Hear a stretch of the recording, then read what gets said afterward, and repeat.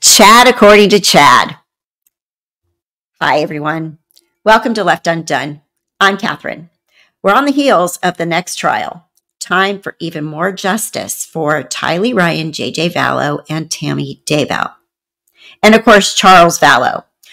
Justice is coming for Charles because Lori is in Arizona, and we'll get to that as well. It's been a while since I've been here, but with the trial of Chad Daybell scheduled to start April 1st, it feels like the perfect time to dive right in again and start talking about all things Chad. Remember, this is about the victims, the ones that mild-mannered, goofy Chad Daybell allegedly took away their lives. But without diving into Chad, people may believe the defense narrative that it was all Lori and Alex Cox. So we're going to get all that straight in this series. This is episode 1. So who was Chad Daybell? Who is Chad Daybell? Well, keep listening. But FYI, he's not Harry Potter, even if he wishes he was. I'll get into that. We'll get into that. Stick around. So prior to October of 2019, Chad Daybell, he was thought to be a loving husband for almost 30 years, a father of 5 grown kids, an author of Mormon books of various kinds, and according to some, a gentle, caring visionary. But after June 9th, 2020, when the bodies of 2 children were found on Chad Daybell's property, Chad Daybell, according to some, was no longer that mild-mannered good guy, the one that most people thought he was. Instead, he was a cheat, he was a liar, he was a con man, and maybe even a murderer. Hi, welcome to Left Undone, Incomplete Investigations. I'm Kathy. Let's get into this.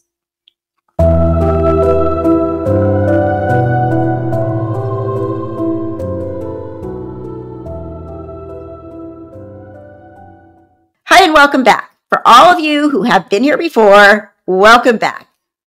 And for those who are new, my name is Kathy. I'm a mom of 4 grown children, a hospice nurse. I recently changed from OB nursing to hospice nursing. I know, 2 opposites, but very similar in so many ways. We can talk about that later.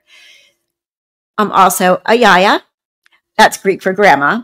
And I have a travel vlog channel exploring the country of Greece. So if you're interested, it's called Beyond the Empty Nest, and I would love for you to subscribe. But now, focus on this channel, Left Undone. So over 4 years ago, I started this YouTube channel, Left Undone, Incomplete Investigations. It was one of the first channels that covered the story of the 2 missing children from Idaho, 7-year-old JJ Vallow and 16-year-old Tylee Ryan. That was back in January of 2020, and we all hoped and prayed and waited for those children to be found alive. I'm also doing a very, very deep dive on this case on my podcast. It's called Afterglow, Unveiling the Idaho Cult. I do admit I'm unable to post as consistently as I'd like due to my full-time nursing RN job. But it still exists, and I'm going to keep going. As much as I possibly can, I will put out episodes. A short recap of where the story has taken us.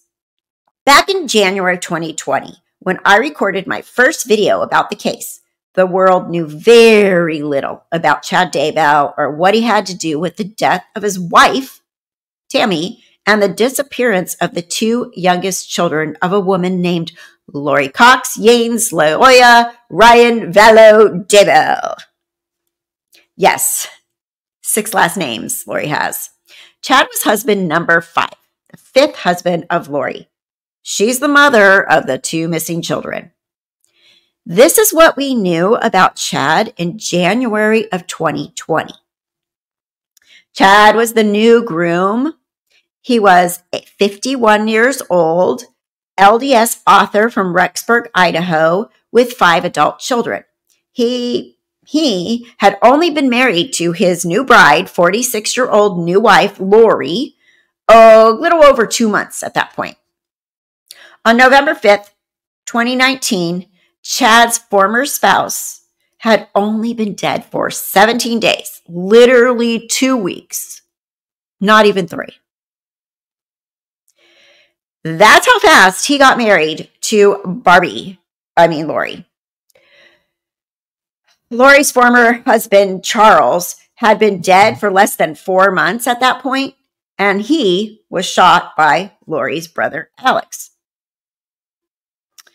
Chad's wife, Tammy, was then exhumed from the cemetery on December 11th, 2019, and the results of her autopsy at that point were sealed.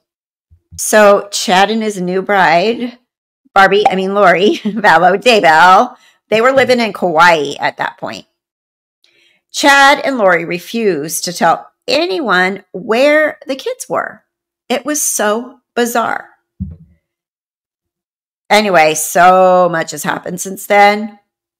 And again, if you want to really, really deep dive all the way back to the beginning of time, literally the beginning of time with this case, Afterglow, Unveiling the Idaho Cult. It's on podcast. It's on here. It's everywhere that you could find a podcast on. So, what happened to Chad after January of 2020? Well, February 20th, 2020, Lori was arrested and jailed for failing to tell the police where her kids were. Chad stayed in Kauai and attended all her court appearances. This is how he looks in court. Anyway, March 5th, 2020, Lori was flown from Kauai to Rexburg jail. So Chad came back to Idaho too. So Lori's in jail and Chad goes back in the house where his wife died, Tammy. Then on June 9th, when all this stuff's going on, nobody's telling where the kids are. Nobody knows where the kids are. The remains of J.J. Vallow and Tylee Ryan, June 9th, 2020, were found buried on Chad Daybell's property. Chad was arrested that day and incarcerated immediately. Now, Chad and Lori were eventually charged with the murder of Lori's 2 children, then eventually the murder of Tammy Daybell, plus several conspiracy to commit murder charges, and some white-collar crimes, such as the theft of government funds and insurance fraud.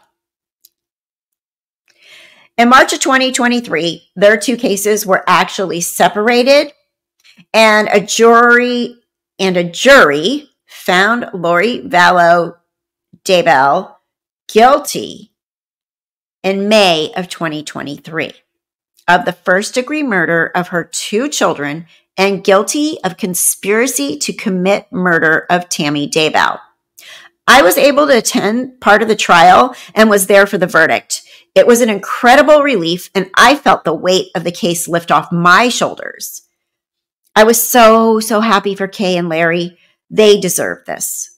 Lori Vallow was sentenced to multiple terms of life in prison without parole to be served consecutively for the murder of her 2 children and conspiracy to commit murder of Chad's wife, Tammy Daybell. Now, Lori's in Arizona now, and she's in the Maricopa County Jail, and she's charged with the murder of her husband, number 4, Charles Vallow. As far as we can tell, Chad's trial is on track to start April 1, 2024. His attorney, John Pryor, tried to quit the case this last January, saying Chad had no money to pay him, but the judge did not have any sympathy about that. If you've watched John Pryor perform in the courtroom, he's a bit of a character, and he has a lot of quirks, but he seems to be a good defense attorney. God knows Chad needs it. I just hope it won't help. It's said that Chad has been sitting in jail absolutely shocked and dumbfounded that he's still there. Still saying that he had nothing to do with the murders of Lori's children. Still saying that his wife died of natural causes. And he's fully expecting to be going home soon.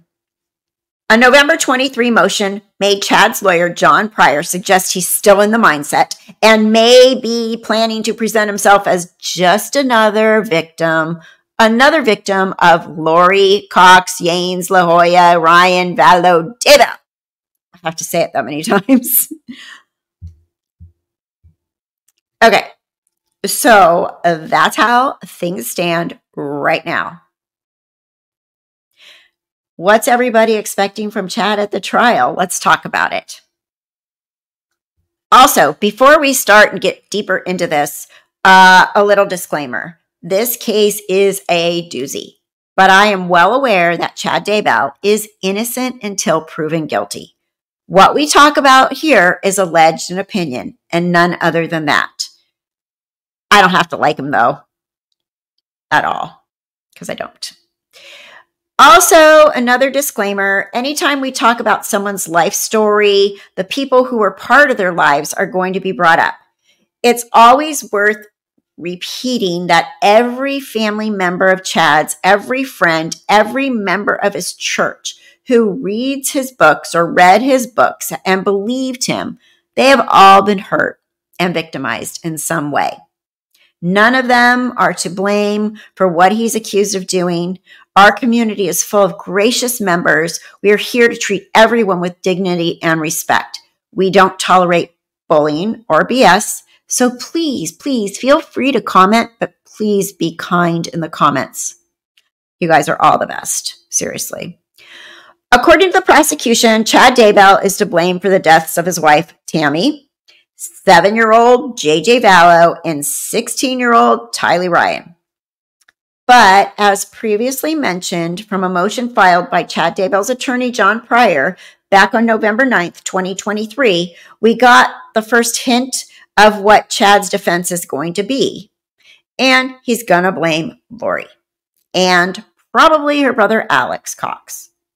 Oh, and Alex is dead too, by the way. He's going to blame them for everything. The Todai, the defense.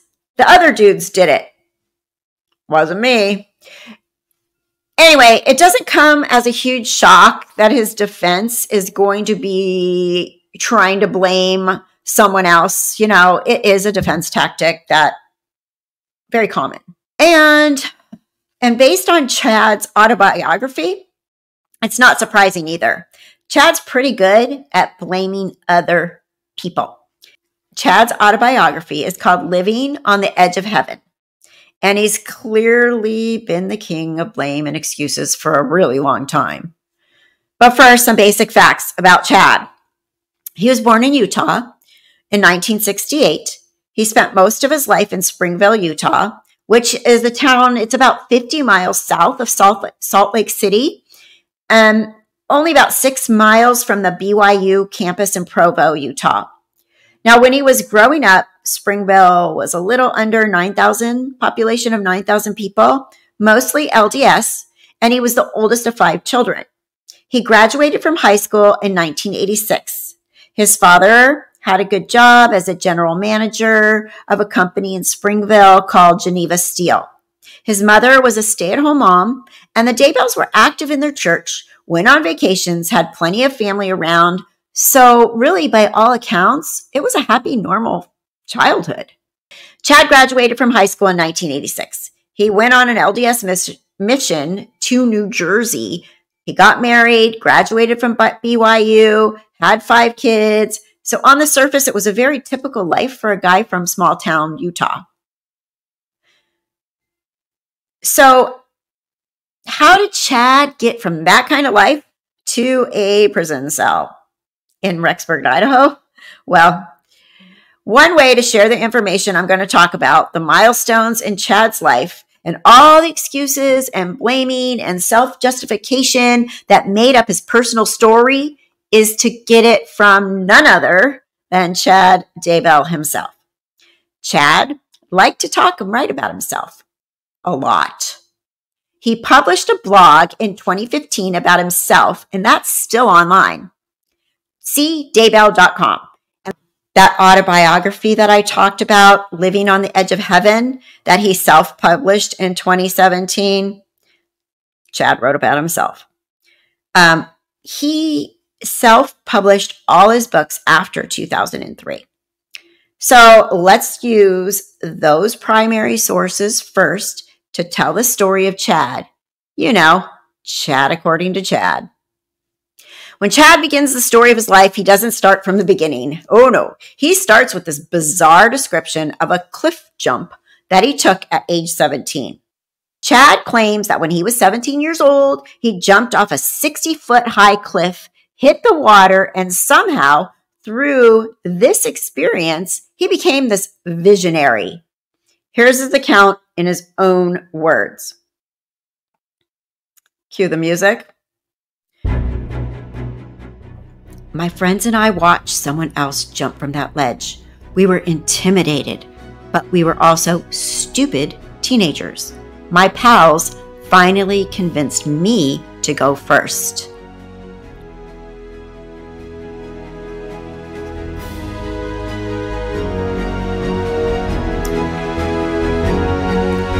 I'm going to try that again. My friends and I watched someone else jump from that ledge. We were intimidated, but we were also stupid teenagers. My pals finally convinced me to go first. That's Chad in my head. I have to do a little Chad voice here. So, but notice right from the start, supposedly one of the most significant moments in his life, he doesn't take responsibility for the event. He distanced himself from the choice to jump. It's very odd, you know. Chad is in his mid-40s when he's writing this, you know, and he almost sounds like a teenager. It's, well, we saw somebody else do it. The other kids made me do it. I can't help it. I'm a stupid teenager. Right? At first, this might sound like a very small detail to point out, and it is, really. But if we're going to talk about Chad's life and see how slippery Chad really has been, how he always seems to have an excuse for every kind of screw up or failure or rejection or lack of achievement, you'll start to recognize a pattern with him from details just like this. Chad often describes things in a way that gives him wiggle room. Is he joking or isn't he? Was he being serious or wasn't he? And who knows? We may see more of exactly this pattern when it comes to his trial. Okay, back to the cliff jump story. I hit the water and it felt like I had slammed into concrete. A shock went through me and I saw a white flash of light. And I felt an audible pop in the back of my head and I thought, oh no, I broke my neck. So I wondered if I had cut my forehead open because there was a brief searing pain above my eyes. A cut forehead, a brief searing pain above his eyes. Where have we heard that before? It sounds so familiar. Remember I mentioned Harry Potter? There's something else you're going to recognize about Chad. He's not very original, and he borrows a lot of his ideas from some very pretty obvious sources. If anybody wants me to make a video about that, i.e. the rather ridiculous examples of all the ideas from his books, movies, and TV that he steals, leave a comment down below and I will get on that for sure. There's quite a few of them. And let me tell you, Chad doesn't improve any of the things he rips off at all. So in 2017, Chad publishes this autobiography, which essentially is his 2015 blog. But it's fleshed out with more details. He adds the detail that for a year after the cliff jump, the right side of his vision would go out and he would fix it by hitting the side of his head with his hand until his vision came back. Like this.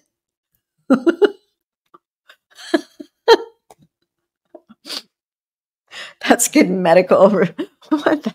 Oh my goodness gracious. I'm sorry. Every time I read that or every time I think of that, I'm just like, I picture this. I can't see. Can't see. All right. I'm cracking myself up. I'm sorry. I'm so sorry. I'll keep going. I need my vision back. Okay. As a nurse, I do have some questions about this. Just FYI. Did he hit his head? I want to know.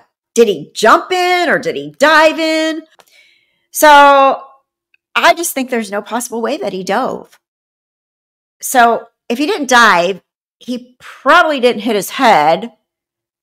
Honestly, I don't even believe he got hurt, to be honest. That's just my opinion. I think he just freaked out like a little kid in water. It was like, oh my, someone help me.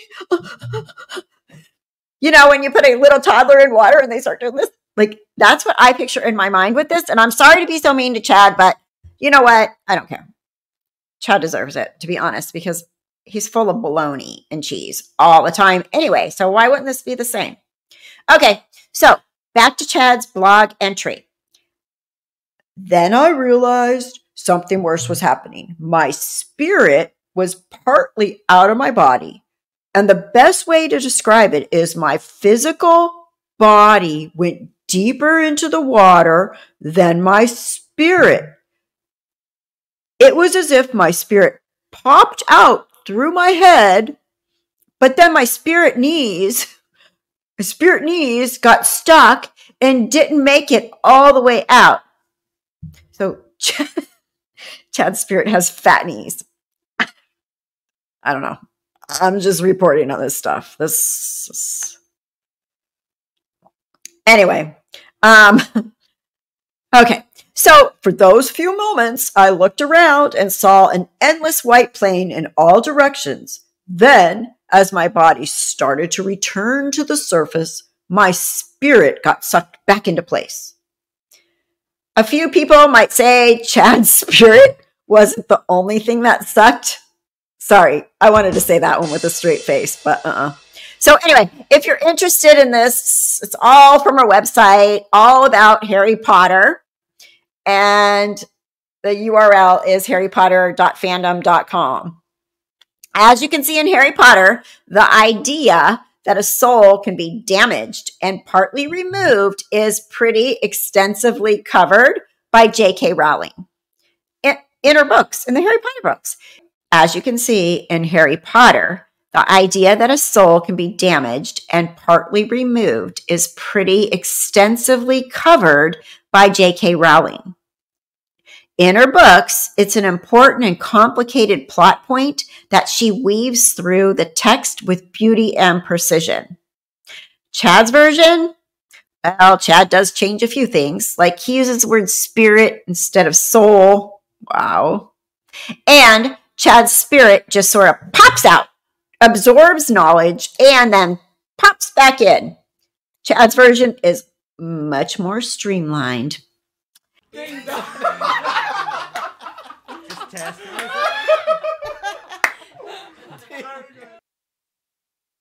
To quote Chad himself in his writing, I know some people would like me to write flowing, poetic verse with lots of adjectives and adverbs, but that's just not my style.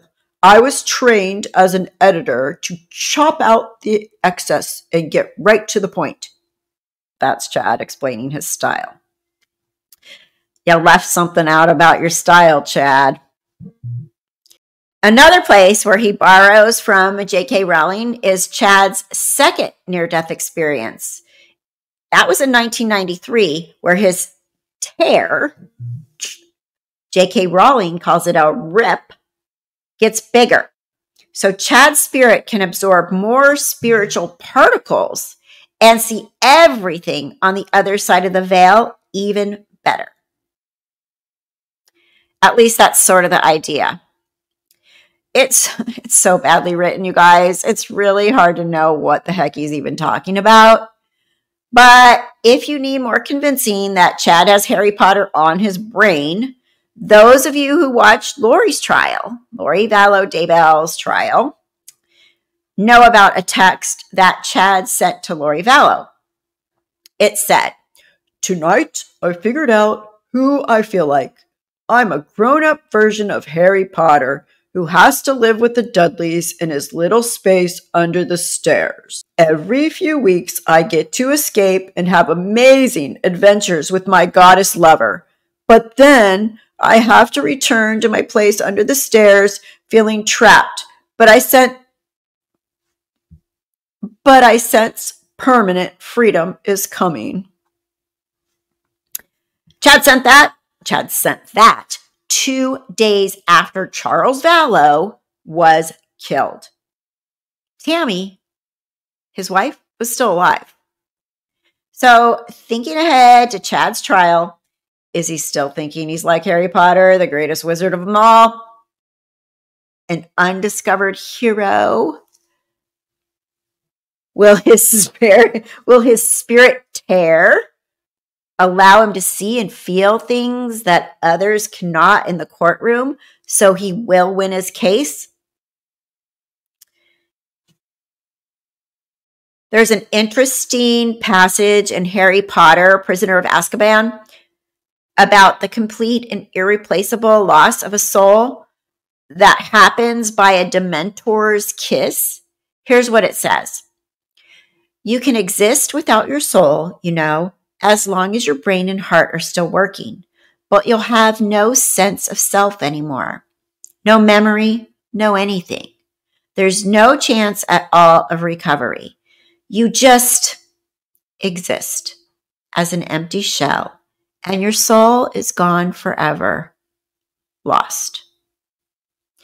Now, when you see Chad Daybell sitting expressionless beside John Pryor in the hearings, the way he barely moves, just a blank look on his face, dead eyes, and the way he barely blinks, it tracks.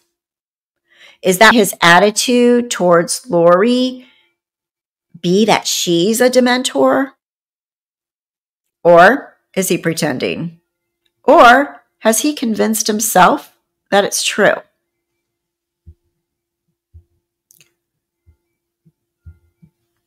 I mean, who knows? Maybe he'll summon his Patronus in court. What would Chad's Patronus be, anyhow? Okay, so to continue. He says, I must have taken a long time getting to the surface because one of my friends had actually jumped in the water to rescue me. He grabbed me and we swam to the shore. All I said was, something snapped when I hit the water. I'm done for the day. Something snapped. I'm done for the day. Now the question that a lot of people have is, why didn't Chad mention this profound experience to anyone? We learn from his autobiography that his father and grandmother shared a number of their unusual spiritual experiences openly with the family. So it's not like he was in an environment where he couldn't share. Instead, it sounds like Chad left the cliff area sore, ouch, ooch, maybe concussed, and maybe embarrassed. I'm going to bet on the embarrassed for sure. And he just went back to the campsite. He goes on to say this. After that experience, I was a changed person. I didn't care about being an athlete anymore. I decided to give up baseball. I still played basketball, but not with much enthusiasm. It's possible, I don't know, maybe, Chad kept this experience to himself, but then later when school started and his brothers or his parents were asking, why aren't you doing any sports this year, Chad? He didn't tell them. One excuse that he gives for not speaking to anyone was that he was just a dumb teenager. You know, the same excuse he gave for doing the jump in the first place. And also that he was so busy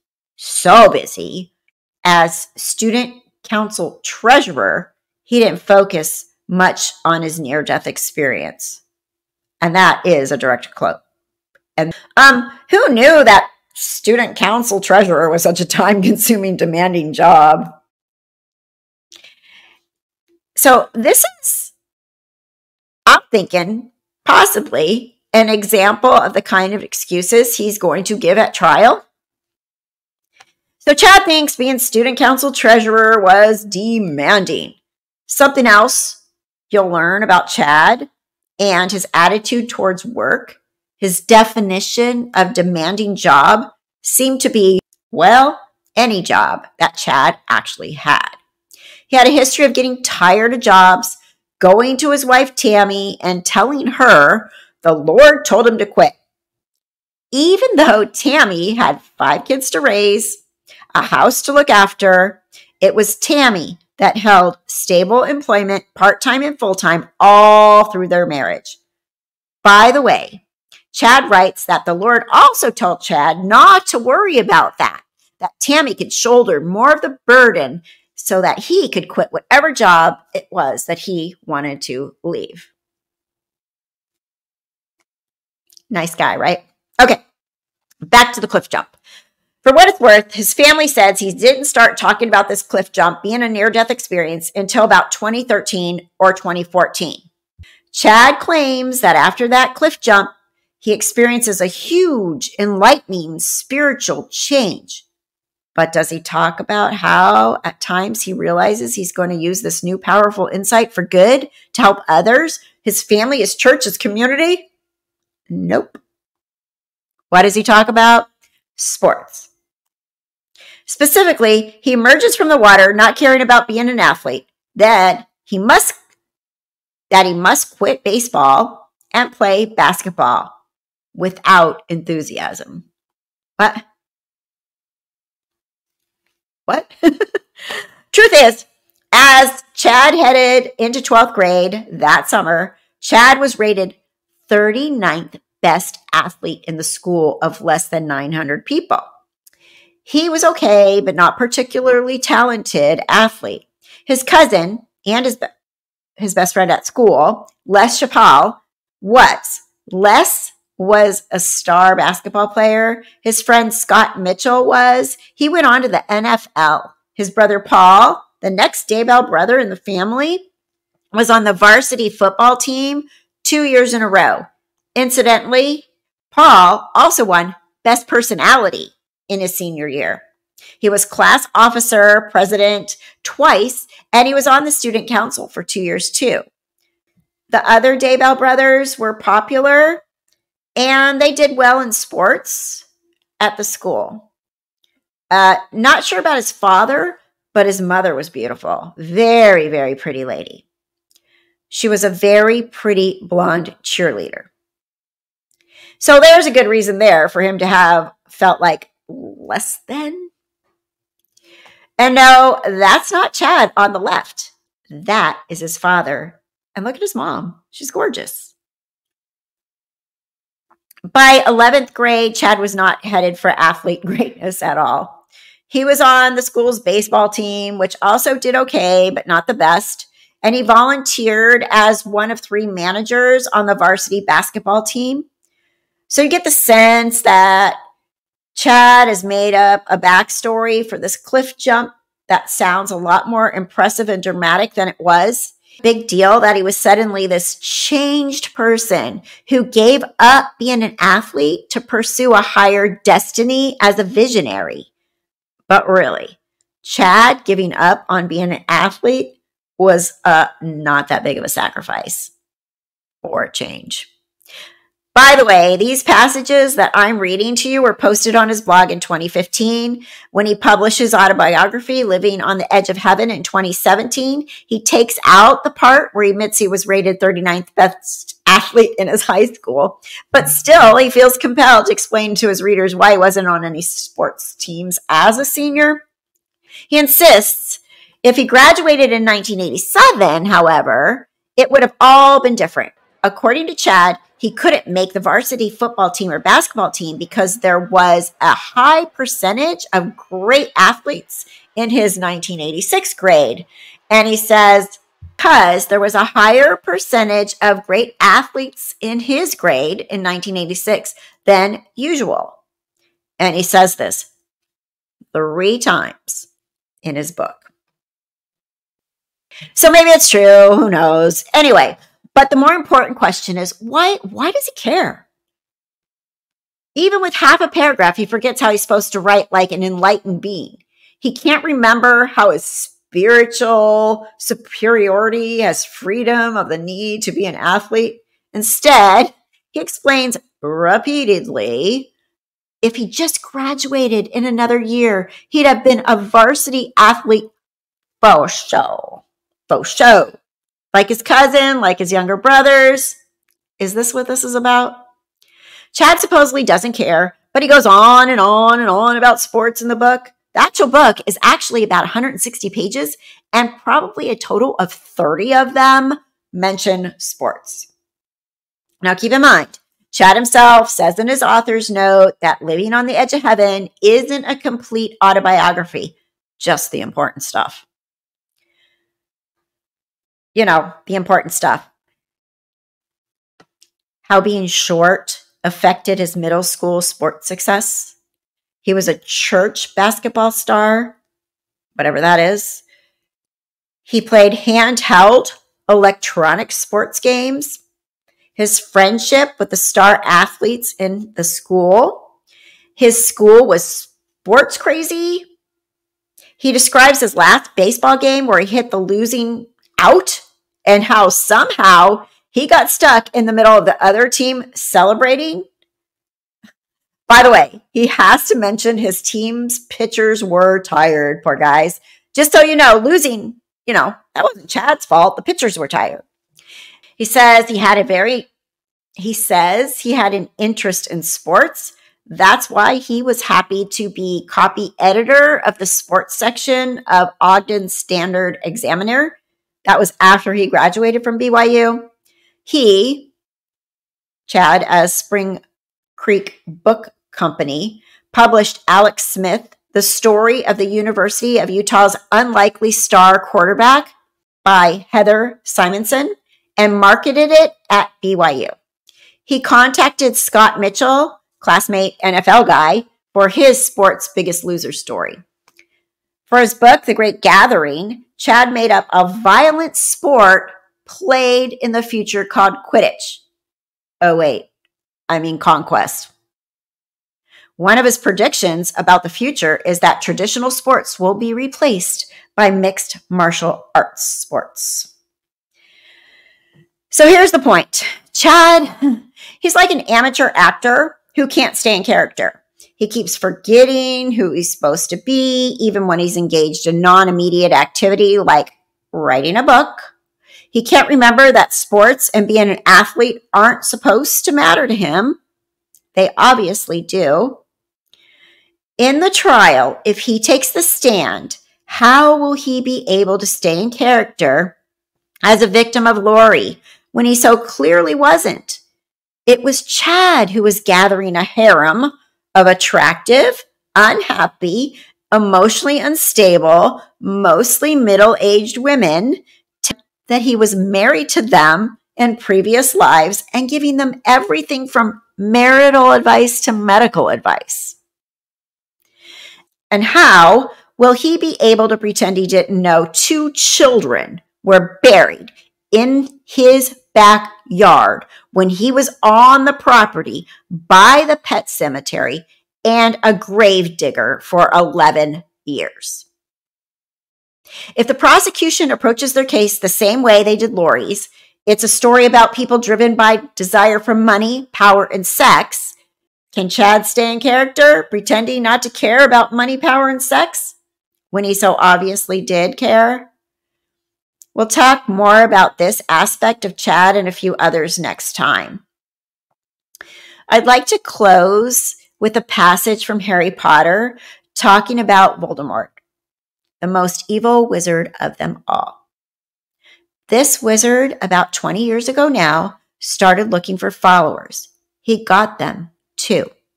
Some were afraid, some just wanted a bit of his power, because he was getting himself power. All right. Dark days, Harry. Didn't know who to trust, didn't dare get friendly with strange wizards or witches. Terrible things happened. He was taking over.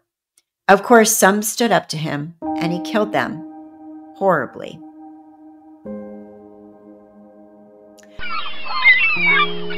Rest in peace, Tammy, JJ, and Tylee. As a school librarian, Tammy was a lover of the written word and an advocate for children's literacy. There's a foundation. It's called the Tammy Douglas Daybell Foundation. It strives to honor Tammy's legacy by assisting libraries and supporting literacy programs in Utah and Idaho area. The goal is to help get books into the hands of kids. So with your help, they're doing exactly that. So you can check out the Tammy Daybell Foundation at TammyDaybellFoundation.com. Thanks for listening. Stay safe, stay well, and we will be back soon. Hit the subscribe, the like button, please, so you will know, and that bell, so you'll know when we're back. Take care. Bye-bye. I'm Kathy Brooks.